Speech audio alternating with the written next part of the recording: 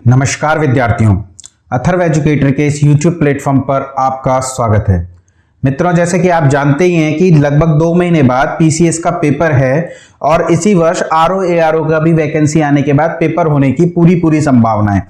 तो UP PCS और UP RO-ARO को मद्देनजर रखते हुए आज से आपके इस चैनल पर मध्यकालीन भारत के इतिहास की सीरीज प्रारंभ की जा रही है।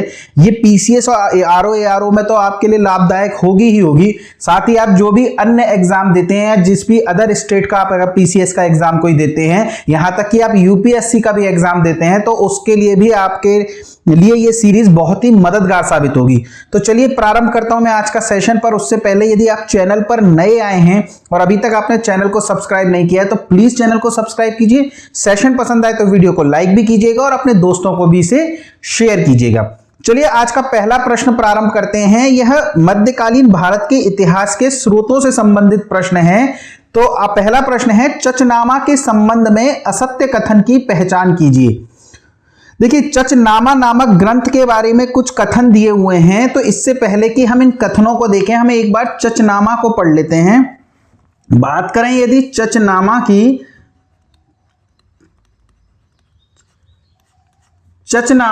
तो चचनामा के सबसे पहले यदि हम लेखक के बारे में बात करें तो इसका लेखक अज्ञात है। यानी आज तक हमें यह पता नहीं चल पाया है कि चचनामा नामक ग्रंथ की रचना आखिर किसने की है।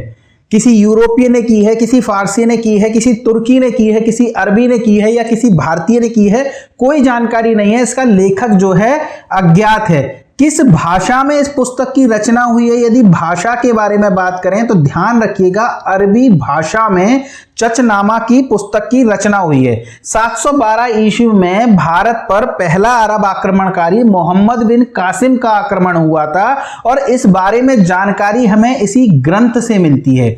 यानी मोहम्मद बिन कासिम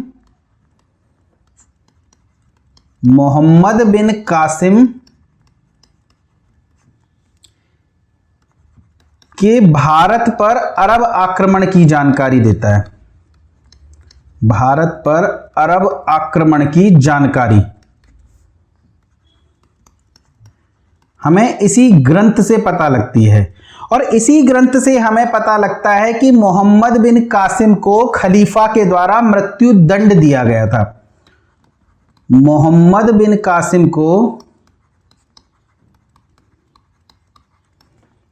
को मृत्युदंड दिए जाने की जानकारी भी मिलती है। मृत्युदंड दिए जाने की जानकारी।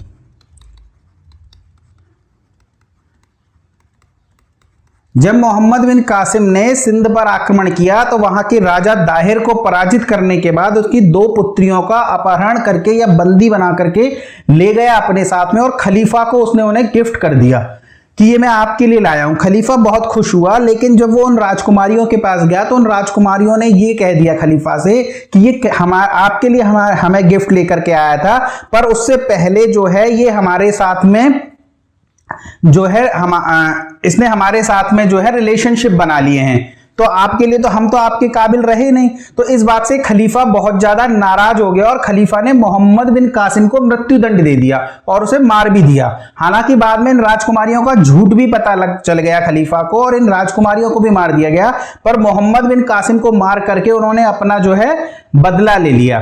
तो ये ध्यान रखिएगा चचनामा के संबंधित ये सारे तथ्यों को। तो चलिए देखते हैं कौन कौन से कथन है। उक्त ग्रंथ से मोहम्मद बिन कासिम के शासन प्रबंध की जानकारी मिलती है। साथ ही इस ग्रंथ में मोहम्मद बिन कासिम को मृत्युदंड दिए जाने का वर्णन है। तो ये तो कथन सही हो गया।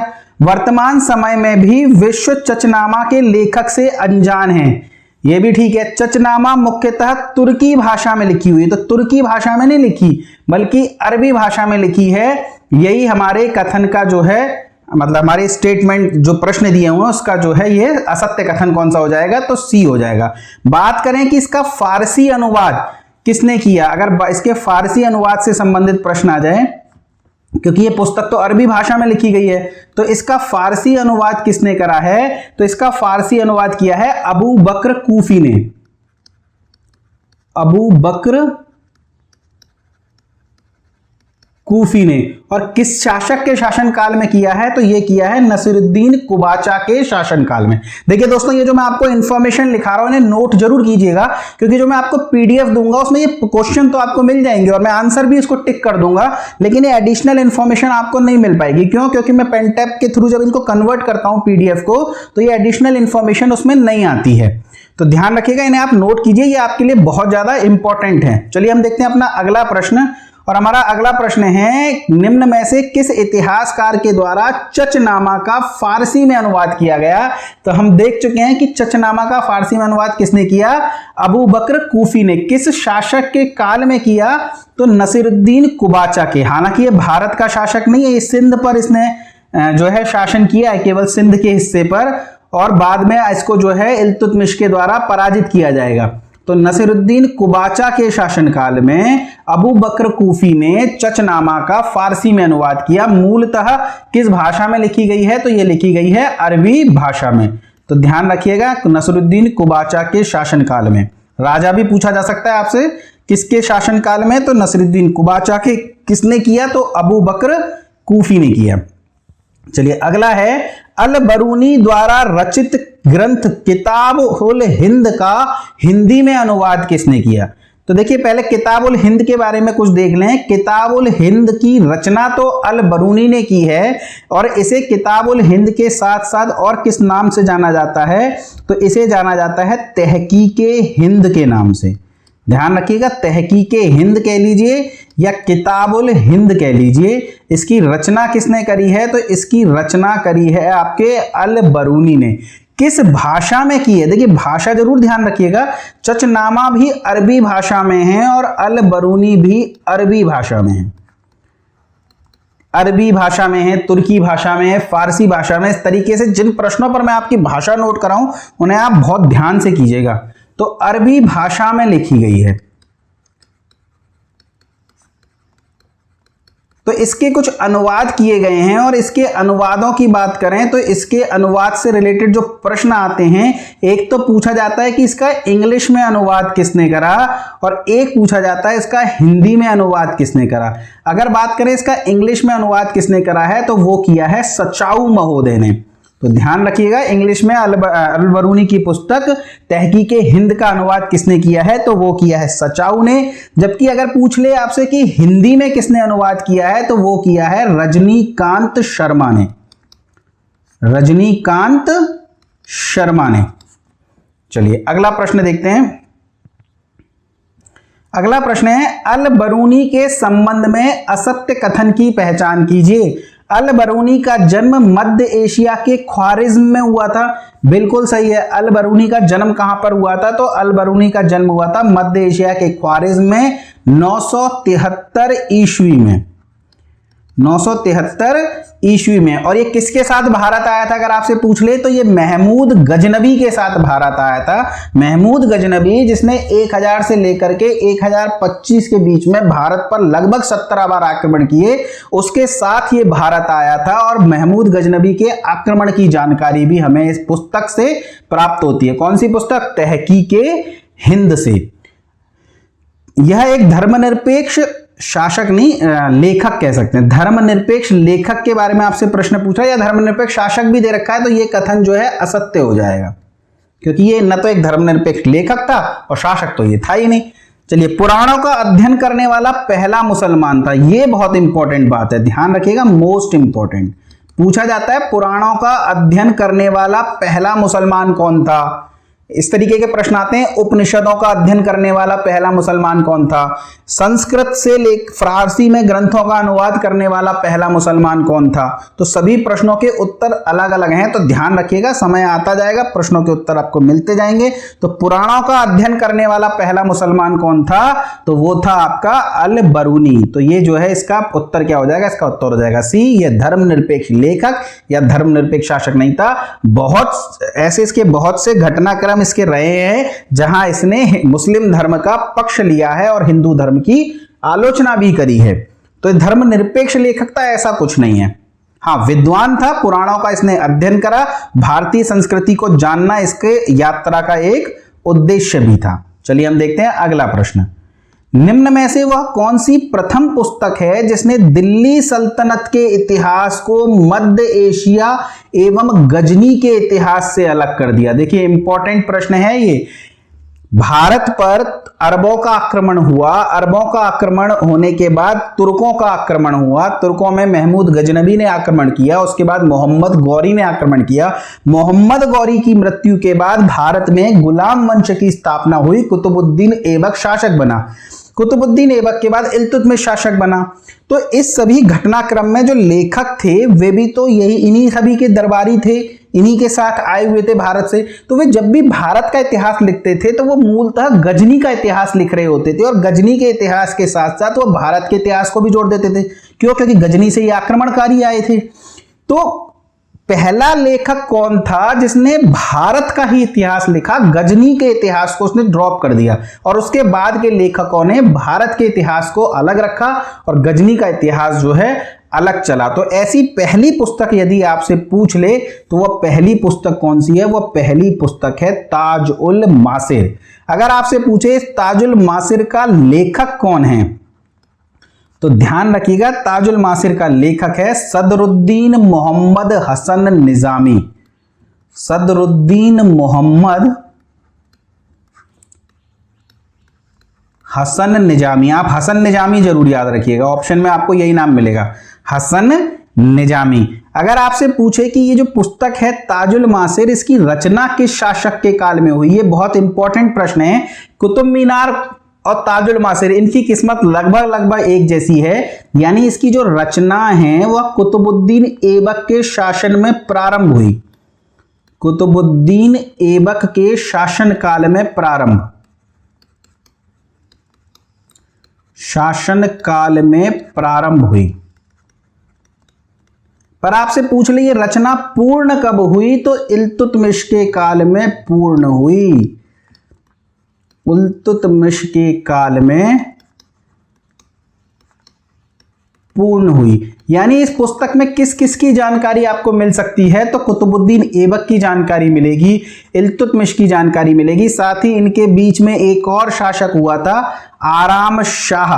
तो कुतुबुद्दीन ऐबक, आराम शाह और इल्तुतमिश के शासनकाल की जानकारी हमें किस पुस्तक से प्राप्त होती है? तो वह हमें ताजुल मासिर के पुस्तक से प्राप्त होती है। किस भाषा में लिखी गई है? तो यह पुस्तक अरबी भाषा में लिखी गई है। अब ध्यान दीजिए, चचनामा अरबी भाषा में लिखी गई है, चचनामा के बाद लिखी गई है किताबुल हिंद, तहकीके हिंद, वह भी अरबी भाषा में लिखी गई है, और उसके बाद लिखी गई है ताजुल मासिर। ताजुल मासिर भी अरबी भाषा में लिखी गई है, पर इसमें फारसी भाषा के शब्दों का भी प्रयोग हुआ है, फारसी भाषा के शब्दों का भी प्रयोग। इससे पता लगता है कि इसके बाद जो पुस्तकें लिखी जाएंगी वो कौन सी भाषा में लिखी जाएंगी? तो वो लिखी जाएंगी फारसी भाषा में। तो अरबी भाषा की पुस्तकें कौन कौन सी हो गई? एक हो गई चचनामा, एक हो गई आपकी तहकीके हिंद, और एक हो गई आपकी ताजुल मासिर। और ताजुल मासिर की रचना किसने करी है? वो करी है आपकी हसन निजामी ने। एक बहुत ही इंपॉर्टेंट प्रश्न आता है कि इसका अंग्रेजी में अनुवाद किसने करा?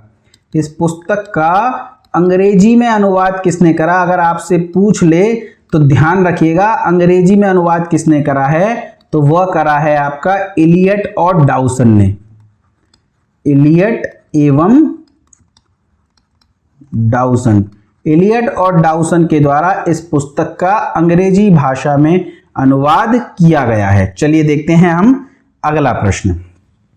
अगला प्रश्न है, निम्न में से किसने हसन निजामी द्वारा रचित पुस्तक ताजुल मासिर का अंग्रेजी में अनुवाद किया? तो हमने अभी चर्चा कर ली है, इलियट और डाउसन ने इस पुस्तक का अनुवाद अंग्रेजी में किया है। किसने किया है? इलियट एवं डाउसन ने। दोनों में से कोई भी नाम आपके सामने हो सकता है। आपसे पूछ ले किस भाषा में यह मूलतः लिखी गई है? तो मूलतः यह अरबी भाषा में लिखी गई है, हालांकि इसमें फारसी भाषा के शब्दों का भी प्रयोग हुआ है। चलिए अगला प्रश्न देखते हैं। निम्न में से कौन सुमेलित है? तबकाते नासिरी, शमशे शिराज अफी, या तारीख फिरोज शाही जियाउद्दीन बरनी, या फुतुआते फिरोज शाही इसामी? तो ध्यान रखिएगा जो तबकाते नासिरी है वो शमशे सिराज अफीक की पुस्तक नहीं है, बल्कि किसकी पुस्तक है, तो ये पुस्तक है आपकी मिनहाज उस सिराज की। बात करेंगे अभी इस पुस्तक पर भी चर्चा। तो मिनहाज उस सिराज की ये पुस्तक है। तारीख फिरोज शाही की बात करें तो इस पुस्तक के लेखक हैं जियाउद्दीन बरनी, जबकि फुतुआत फिरोज शाही एक आत्मकथा है जिसकी रचना किसने करी है, इसकी रचना करी है फिरोज शाह तुगलक ने। फिरोज शाह तुगलक ने। इसका तात्पर्य क्या हुआ, ये कौन था, ये तो सुल्तान था जो मोहम्मद बिन तुगलक के बाद सुल्तान बना। तो अगर आपसे पूछ ले कि दिल्ली सल्तनत का ऐसा कौन सा शासक है जिसने अपनी आत्मकथा लिखी, तो वो कौन हो जाएगा, वो हो जाएगा फिरोज शाह तुगलक। दिल्ली सल्तनत का ऐसा शासक जिसने अपनी आत्मकथा लिखी, जिसने अपनी आत्मकथा लिखी, अगर आपसे पूछ ले तो वो कौन हो जाएगा, वो हो जाएगा फिरोज शाह तुगलक। इंपॉर्टेंट बात है, ध्यान रखिएगा इसे। चलिए अगला प्रश्न देखते हैं। तारीख फिरोज शाही के रचयिता कौन है। देखिए अभी अभी हमने पढ़ा कि तारीख फिरोज शाही की जो रचना है वो किसने करी है, वो करी है जियाउद्दीन बरनी ने। लेकिन एक प्रश्न अगला ही मैंने दिया, तारीख फिरोज शाही के रचयिता निम्न में से कौन है, और इस ऑप्शन में आपको जियाउद्दीन बरनी नजर ही नहीं आ रहा। तो या तो पिछला फैक्ट गलत था या ये प्रश्न गलत है। तो न तो पिछला फैक्ट गलत था और ना ही ये प्रश्न गलत है। ध्यान रखिएगा, तारीख फिरोज शाही के नाम से दो पुस्तकें लिखी गई हैं और दोनों ही फिरोज शाह तुगलक के काल में लिखी गई हैं, फिरोज शाह तुगलक से संबंधित है। एक तो तारीख फिरोज शाही के रचयिता कौन है, एक के तो रचयिता हैं जियाउद्दीन बरनी। इंपॉर्टेंट तो यही है, मेन बुक तो यही है जिसके रचयिता हैं जियाउद्दीन बरनी।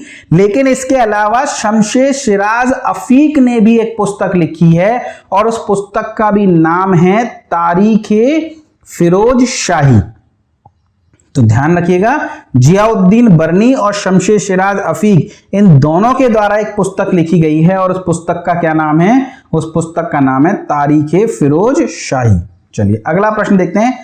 तबकाते नासिरी जहां से समाप्त होती है, रिक्त स्थान वहीं से शुरू होती है। देखिए इस प्रश्न का क्या मतलब है, इस प्रश्न का मतलब है तबकाते नासिरी में जो इतिहास दिया हुआ है वह इतिहास जहां समाप्त होता है उसके आगे का इतिहास किस पुस्तक से प्राप्त होता है, तो उसके आगे का इतिहास प्राप्त होता है तारीख फिरोज शाही से, जिसकी रचना किसने करी है, जिसकी रचना करी है जियाउद्दीन बरनी ने।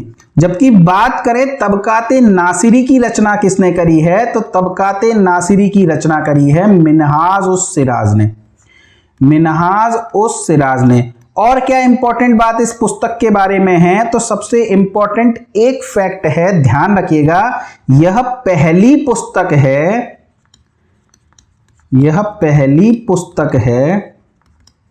देखिए जो भी पहली होती है वो बहुत इंपॉर्टेंट होती है, जिसमें दिल्ली सल्तनत का क्रमबद्ध इतिहास मिलता है, जिसमें दिल्ली सल्तनत का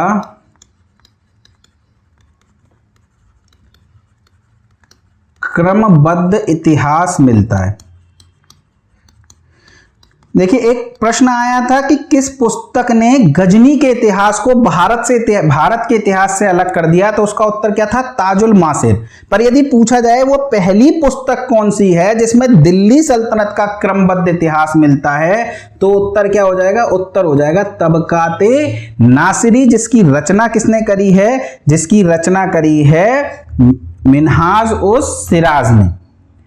ध्यान रखिएगा ये पुस्तक किस शासक के काल में लिखी गई है, ये भी आपसे पूछा जाता है। तो इस पुस्तक की जो रचना हुई है वो हुई है नासिरुद्दीन महमूद मोहम्मद के काल में, नासिरुद्दीन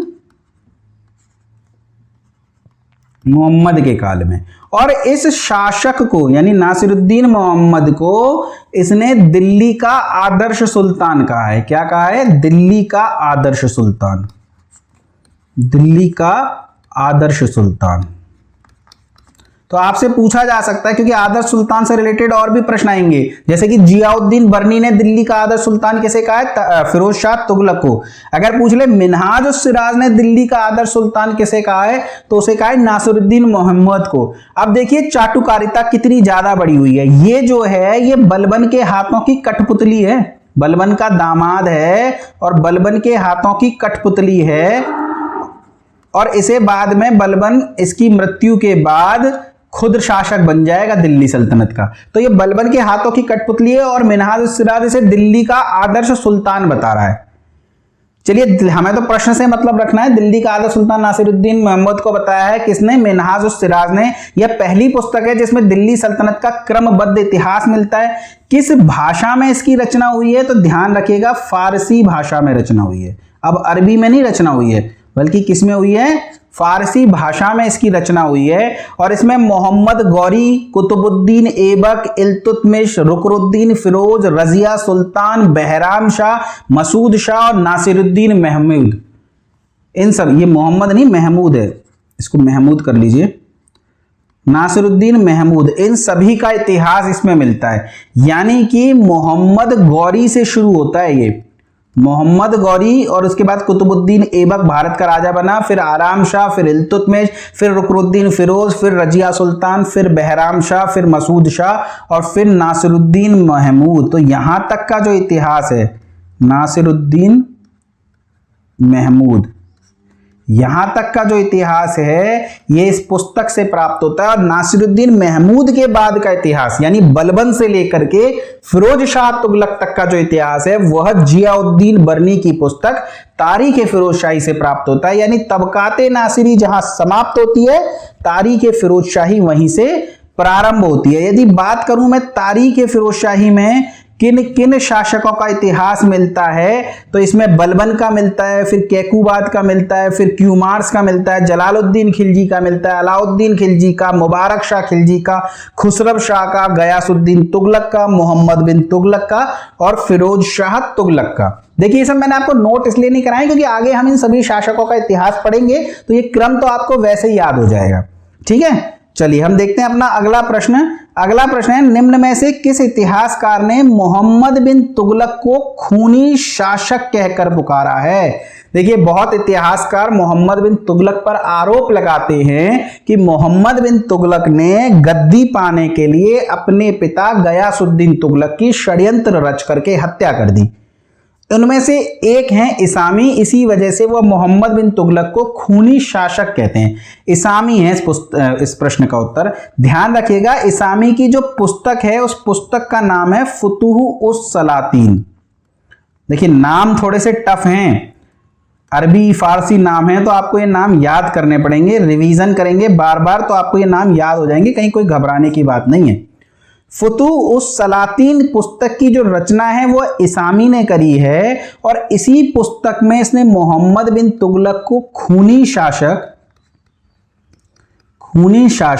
और साथ ही बुद्धिमान मूर्ख कह करके पुकारा है।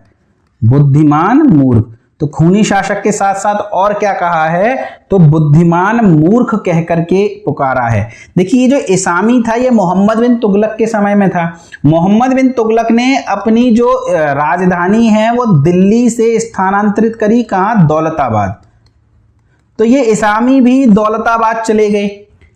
फिर जब मोहम्मद बिन तुगलक दौलताबाद से अपनी राजधानी वापस दिल्ली लेकर के आया तो इसामी जो है साथ नहीं लौटा, वो वहीं रुक गया दक्षिण भारत में, और दक्षिण भारत में ही रह करके अलाउद्दीन बहमनी के संरक्षण में, ये नाम याद रखिएगा, बहमनी शासक है अलाउद्दीन बहमनी, और इस अलाउद्दीन बहमनी के संरक्षण में रह करके इसामी ने अपनी पुस्तक प्राप्त पूरी करी है। के संरक्षण में इसामी ने अपनी पुस्तक की रचना करी।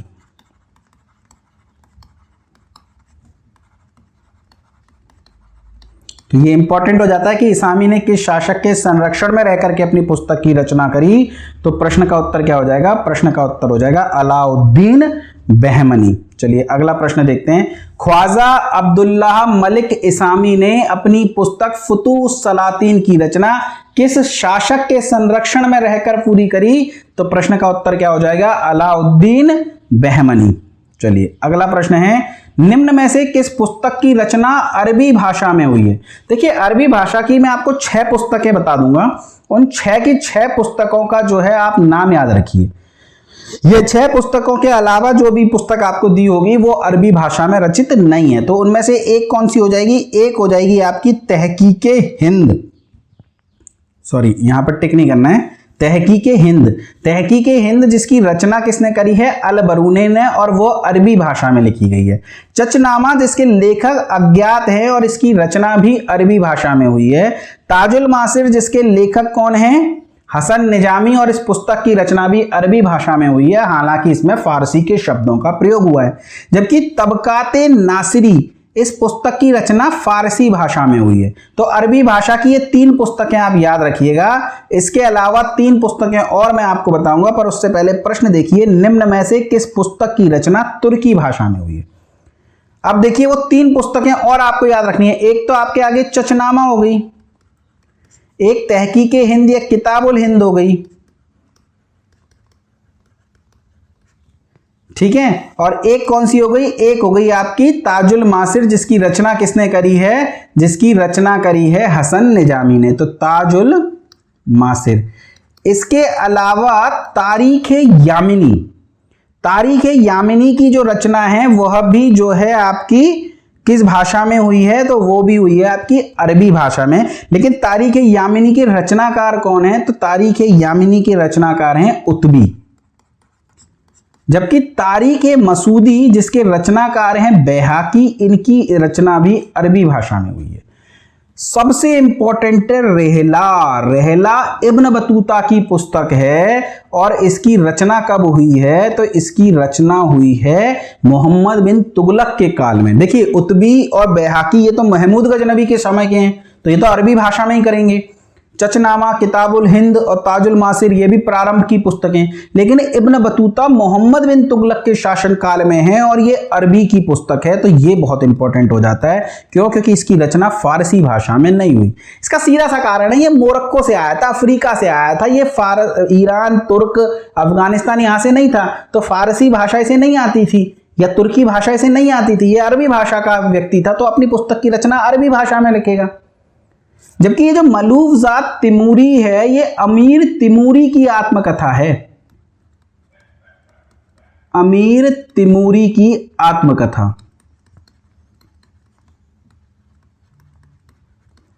और इस पुस्तक की जो रचना है वो किस भाषा में हुई है? वो हुई है तुर्की भाषा में। तो प्रश्न का उत्तर क्या हो जाएगा? प्रश्न का उत्तर हो जाएगा सी, यानी कि मलूफजात तिमूरी। इस पुस्तक की रचना तुर्की भाषा में हुई है। चलिए अगला प्रश्न देखते हैं। अगला प्रश्न है, इब्न बतूता के संबंध में सत्य कथन की पहचान कीजिए। इब्न बतूता मोहम्मद बिन तुगलक के काल में भारत आया, बिल्कुल सही बात है। ये मोरक्को का था, मोरक्को का था इब्न बतूता। अफ्रीका महाद्वीप में एक जगह पड़ती है मोरक्को, तो वहां से ये आया था। मोहम्मद बिन तुगलक के समय में भारत आया, दिल्ली पहुंचा। दिल्ली में इसे काजी के पद पर कार्य दिया गया। और किसने कार्य दिया? मोहम्मद बिन तुगलक ने। तो आगरा में नहीं बल्कि दिल्ली में ये काजी के पद पर रहा और 14 वर्षों तक इसने काजी के पद पर कार्य किया। और भारत की सामाजिक, राजनीतिक, आर्थिक एवं धार्मिक गतिविधियों की जानकारी देता है। यह कथन भी सही हो जाएगा, यानी 1 और 3 सही है, दूसरा गलत है। तो ध्यान रखिएगा, काजी के पद पर तो कार्य किया है, 14 वर्षों तक भी किया है, पर आगरा में नहीं किया, बल्कि कहां पे किया है? तो ध्यान रखिएगा, दिल्ली में किया है। चलिए अगला प्रश्न देखते हैं। अमीर खुसरो के संबंध में असत्य कथन कौन सा है? अब आपसे प्रश्न पूछा जा रहा है अमीर खुसरो के बारे में। तो अमीर खुसरो के संबंध में असत्य कथन पूछ रहा है, तो थोड़ा सा अमीर खुसरो को भी देख लेते हैं। अमीर खुसरो को भी देख लेते हैं। नोट कर रहे हैं कि नहीं कर रहे दोस्तों? आप नोट जरूर कीजिएगा। ये पूरी थ्योरी आपको एक साथ पढ़ाई जा रही है प्रश्नों के माध्यम से। थ्योरी आपको अलग से पढ़ने की जरूरत नहीं पड़ेगी। अमीर खुसरो का यदि जन्म देखा जाए, इसका जन्म कहां हुआ है, तो इनका जन्म हुआ है उत्तर प्रदेश में। उत्तर प्रदेश में भी कहां, तो उत्तर प्रदेश के कासगंज जिले में। देखिए कुछ पुस्तकों में आपको एटा मिल जाएगा, लेकिन प्रश्न का सही उत्तर है कासगंज जिले में। क्यों? क्योंकि एटा से अलग हो चुका है कासगंज। तो उत्तर प्रदेश के कासगंज जिले के पटियाली नाम के गांव में, पटियाली नामक गांव में अमीर खुसरो का जन्म हुआ है। ठीक है। अमीर खुसरो की यदि उपाधि की बात करें कि इनकी उपाधि क्या थी, तो इनकी उपाधि है तूतीय हिंद। तूतीय हिंद, इन्हें तूतीय हिंद कहकर के भी पुकारा जाता है। इन्होंने 8 सुल्तानों का काल देखा है, 8 सुल्तानों का कार्यकाल देखा है। और वो 8 सुल्तान कौन कौन से हैं, तो ध्यान रखिएगा, बलबन के समय में इनका करियर शुरू हुआ। बलबन के बाद कैकुबाद और क्यूमार्स, नाम मात्र के ही सही पर सुल्तान तो रहे हैं ना, तो कैकुबाद और क्यूमार्स। इसके बाद जलालुद्दीन खिलजी, अलाउद्दीन खिलजी, मुबारक शाह खिलजी, नोट कर लीजिएगा ये, खुसरव शाह और गयासुद्दीन तुगलक। ये कट रहा हो तो नोट कर लीजिए, गयासुद्दीन तुगलक। पूरा नाम नोट कीजिएगा आप, मैंने शॉर्ट में लिखा है जलालुद्दीन खिलजी, अलाउद्दीन खिलजी, मुबारक शाह खिलजी और गयासुद्दीन तुगलक। ध्यान रखिएगा, मोहम्मद बिन तुगलक का कार्यकाल नहीं देखा है अमीर खुसरो ने। ऑप्शन में हो सकता है किस शासक का कार्यकाल नहीं देखा, तो मोहम्मद बिन तुगलक का कार्यकाल नहीं देखा। बलबन, कैकुबाद, क्यूमार, जलालुद्दीन खिलजी, अलाउद्दीन खिलजी, मुबारक शाह खिलजी, खुसरव शाह और गयासुद्दीन तुगलक, ये 8 सुल्तान ऐसे हैं जिनका इन्होंने कार्यकाल देखा है। तो निजामुद्दीन औलिया, इनके बारे में और देखें, अगर एक स्लाइड बना लेते हैं थोड़ी सी, तो इनके गुरु का नाम था निजामुद्दीन औलिया। निजामुद्दीन औलिया, और निजामुद्दीन औलिया को इन्होंने तुर्कुल्लाह कहकर पुकारा है। तुर्कुल्लाह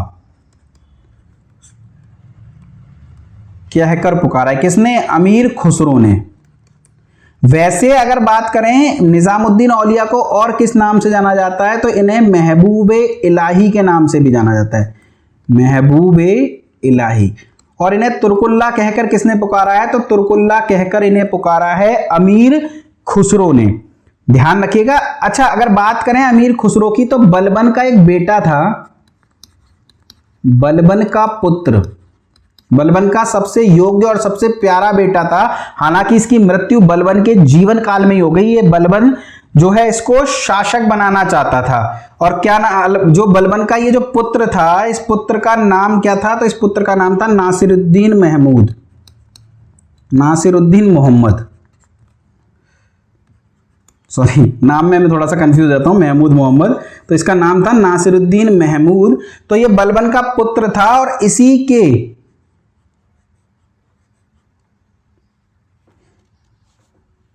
जीवन, इसकी मतलब इसके अधीन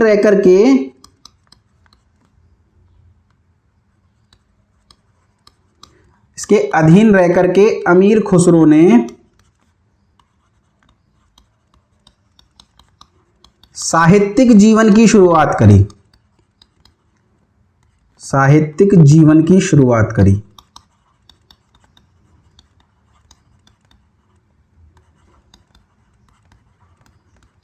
एक मिनट, इसका एक बार नाम में थोड़ा सा मेरे को कंफ्यूजन है।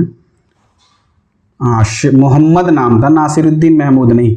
नासिरुद्दीन महमूद एक इल्तुतमिश का बेटा था जिसकी मृत्यु हो गई थी, तो वहां से थोड़ा सा कंफ्यूजन हो रहा था, तो इसको सही कर लीजिए।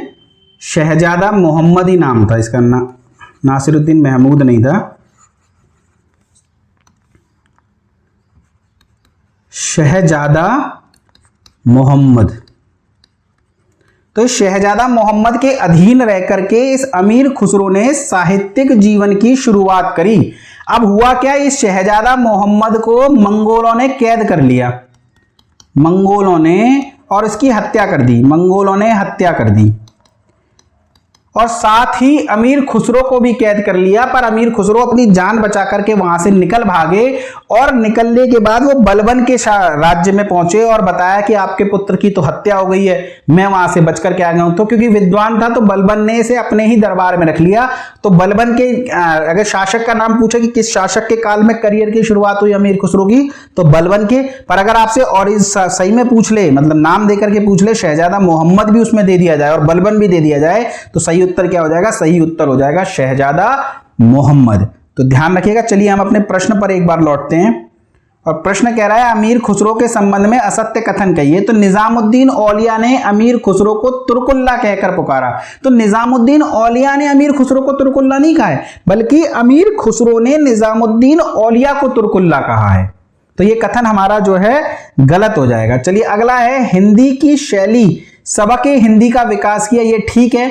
8 सुल्तानों का कार्यकाल देखा, ये भी ठीक है। साहित्यिक जीवन बलबन के पुत्र शहजादा मोहम्मद के अधीन रहकर प्रारंभ हुआ, ये भी ठीक है। तो असत्य कथन कौन सा हो जाएगा? असत्य कथन हो जाएगा आपका ए। चलिए अगला देखते हैं।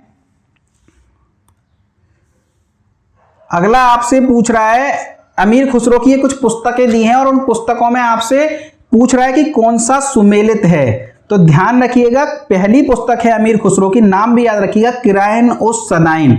और इस पुस्तक में जलालुद्दीन खिलजी की जानकारी नहीं मिलती है, बल्कि किरायन उस सदाइन से जो जानकारी मिलती है वो मिलती है बुगरा खां और कैकूबाद की। देखिए बलबन का एक पुत्र था शहजादा मोहम्मद और उसकी तो हो गई मृत्यु।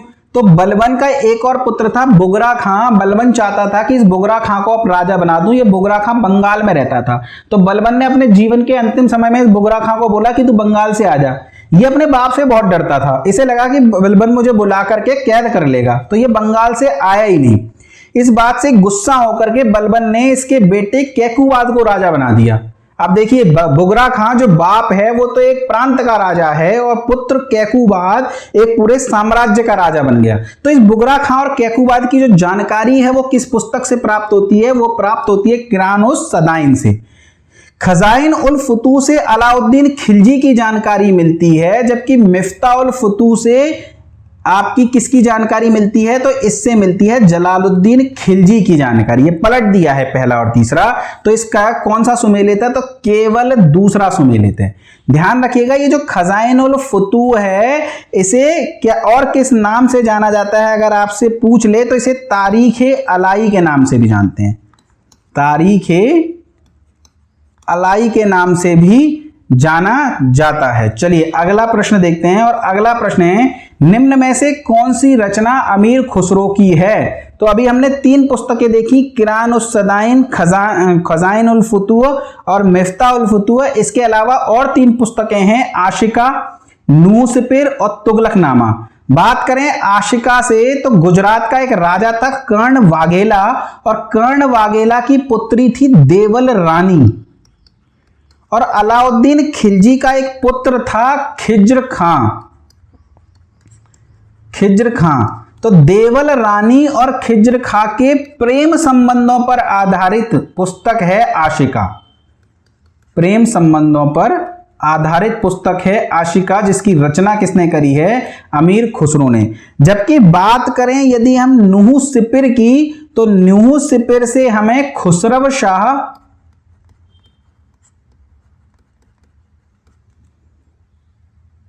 नहीं, नूह सिपिर से खुसरव शाह की नहीं, नूह सिपिर से मुबारक शाह खिलजी की जानकारी मिलती है। किसकी जानकारी मिलती है? तो मुबारक शाह खिलजी की।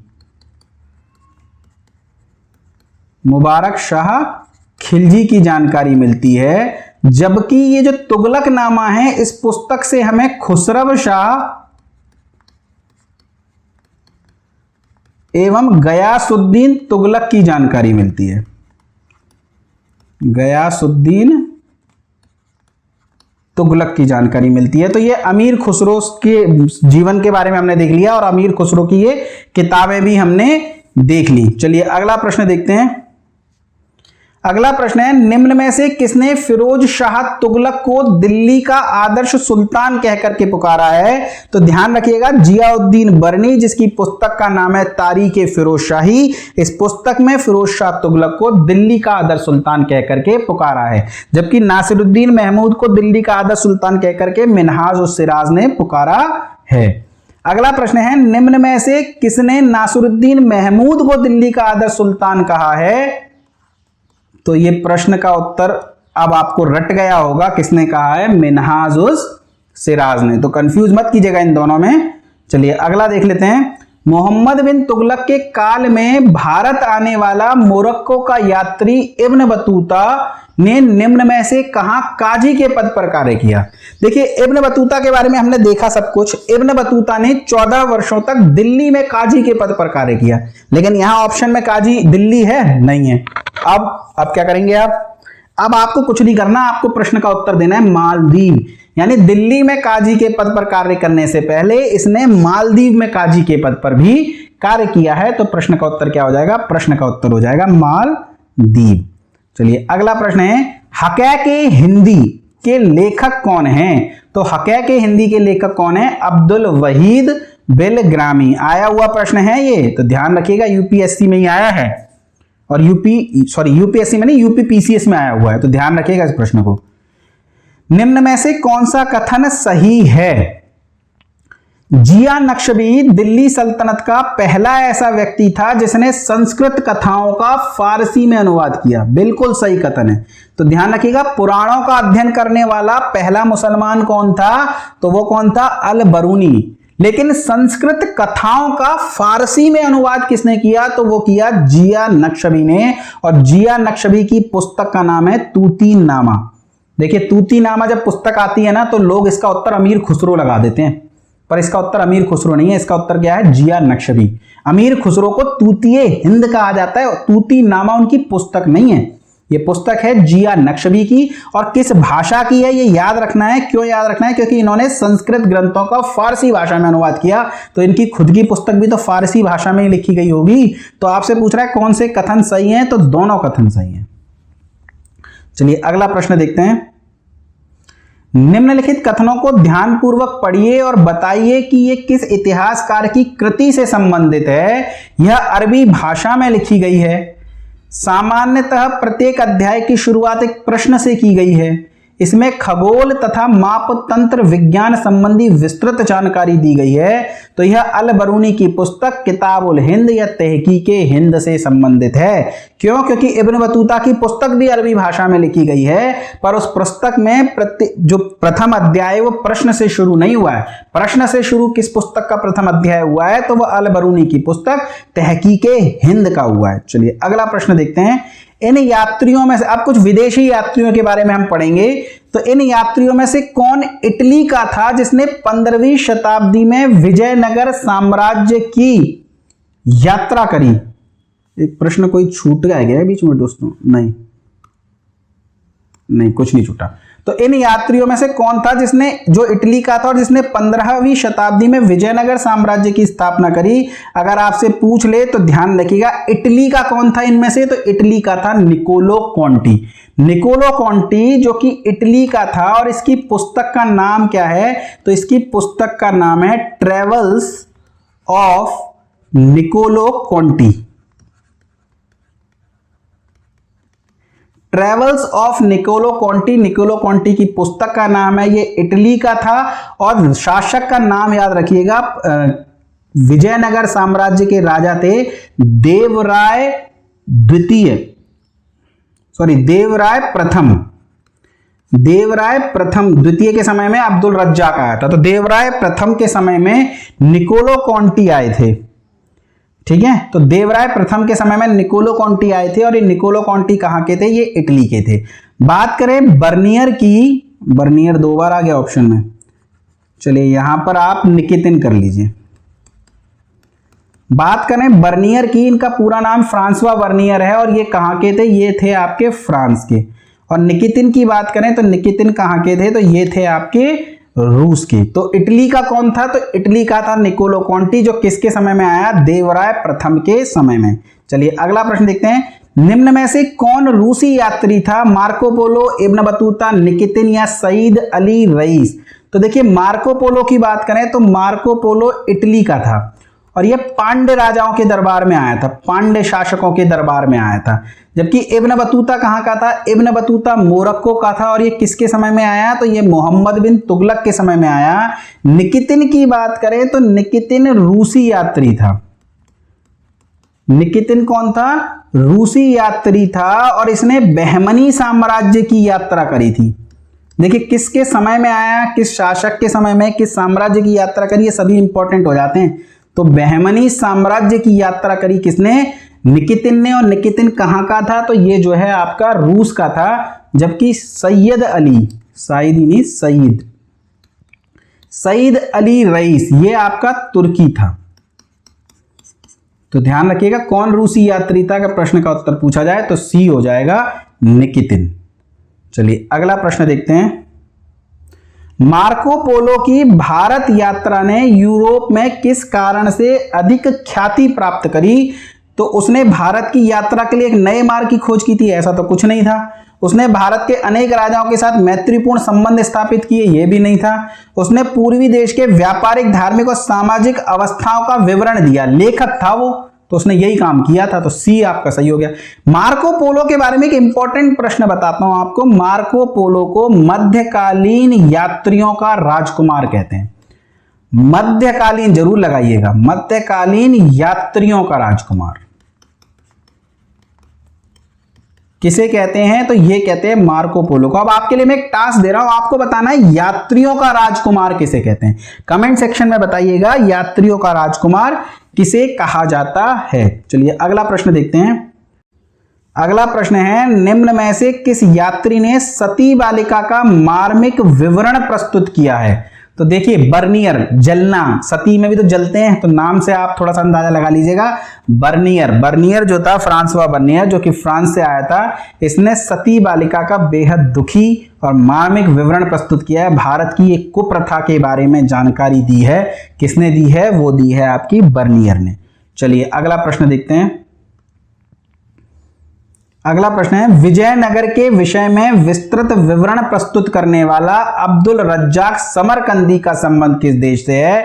तो अब्दुल रज्जाक समरकंदी हेरात से था और हेरात कहां पड़ता है? ये पड़ता है आपका अफगानिस्तान में। और ये किसके समय में आया? तो ये विजयनगर शासक देवराय द्वितीय के समय में आया। तो ध्यान रखिएगा किसके समय में आया? देवराय द्वितीय के समय में आया। और आज का अंतिम प्रश्न है, निम्न में से किस पुस्तक से लोदी वंश के इतिहास की जानकारी प्राप्त होती है? तारीख मुबारक शाही, तारीख यामिनी, वाकिया मुश्ताकी या मिफ्ता उल फतू? तो देखिए तारीख मुबारक शाही, इसकी रचना अगर आपसे पूछ ले किसने करी है तो याहिया बिन अहमद सरहिंदी ने। याहिया बिन अहमद सरहिंदी ने। तारीख यामिनी के रचनाकार अगर आपसे पूछें तो तारीख यामिनी के रचनाकार हैं उतबी। तारीख वाकिया मुश्ताकी, वाकिया मुश्ताकी के रचनाकार हैं शेख रुजाकुल्लाह, शेख रिजकुल्लाह। और मिफ्ता उल फतूह इसके रचनाकार कौन हैं? तो इसके रचनाकार हैं आपके अमीर खुसरो। तो अब प्रश्न आपसे पूछ रहा है कि लोदी वंश के इतिहास की जानकारी किससे मिलती है? तो वो मिलती है वाकिया मुश्ताकी से। वाकिया मुश्ताकी से हमें लोदी वंश और साथ ही सूर वंश की भी जानकारी मिलती है। तो दोस्तों ये थे महत्वपूर्ण प्रश्न जो कि आपके लिए एग्जाम की दृष्टि से बहुत ही रामबाण साबित होंगे। इन्हें आप बार बार पढ़िए, इनका रिवीजन कीजिए। एग्जाम में आपको यहां से कोई ना कोई प्रश्न देखने को जरूर मिलेगा। तो चलिए मस्त रहिए, पढ़ते रहिए, चैनल को शेयर सब्सक्राइब करते रहिए। धन्यवाद दोस्तों।